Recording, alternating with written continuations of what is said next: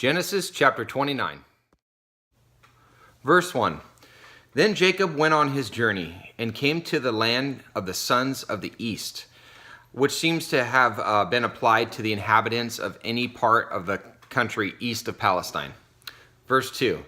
He looked and saw a well in the field, and behold, 3 flocks of sheep were lying there beside it. For from that well they watered the flocks. Now the stone on the mouth of the well was large.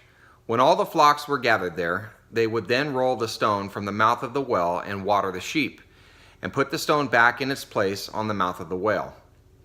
Jacob said to them, "My brothers, where are you from?" And they said, "We are from Haran." He said to them, "Do you know Laban, the son of Nahor?" And they said, "We know him." And he said to them, "Is it well with him?" And they said, "It is well, and here is Rachel his daughter coming with the sheep." He said, "Behold, it is still high day. It is not time for the livestock to be gathered. Water the sheep and go, pasture them." But they said, "We cannot until all the flocks are gathered." And they roll the stone from the mouth of the well. Then we water the sheep. While he was still speaking with them, Rachel came with her father's sheep, for she was a shepherdess. When Jacob saw Rachel, the daughter of Laban, his mother's brother, and the sheep of Laban, his mother's brother, Jacob went up and rolled the stone from the mouth of the well and watered the flock of Laban, his mother's brother. He was like, "Drink, sheep, I got some business to take care of." Verse 11. Then Jacob kissed Rachel, which was a proper customary greeting amongst relatives, and lifted his voice and wept. Jacob told Rachel that he was a relative of her father and that he was Rebekah's son, and she ran and told her father. So when Laban heard the news of Jacob his sister's son, he ran to meet him, and embraced him, and kissed him, and brought him into his house. Then he related to Laban all these things. Laban said to him, "Surely you are my bone and my flesh."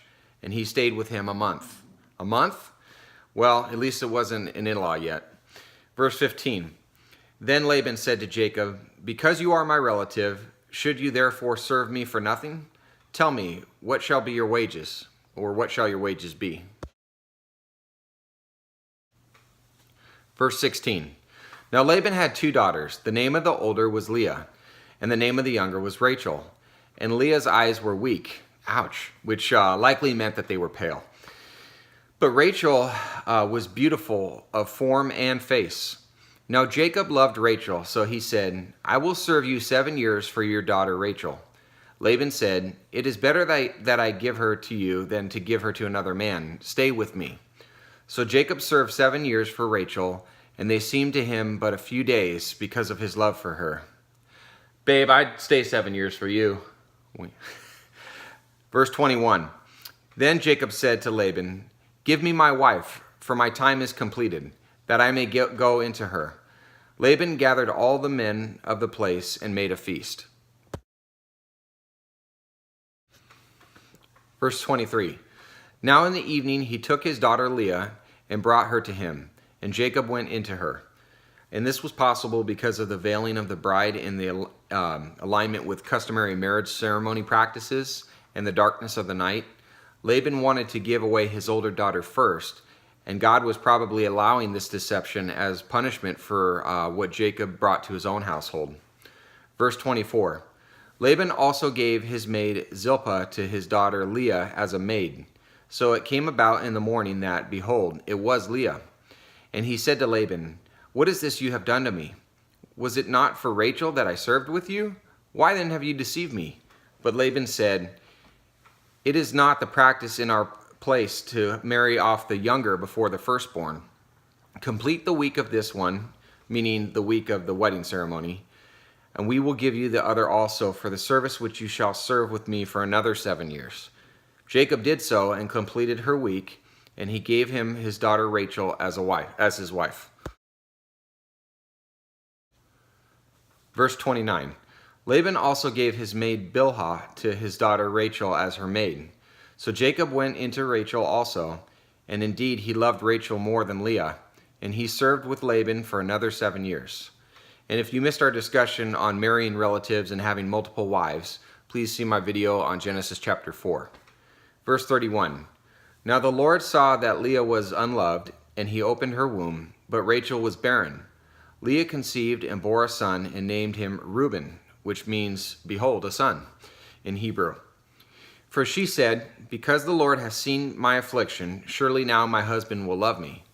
Then she conceived again and bore a son and said, because the Lord has heard that I am unloved, he has therefore given me this son also.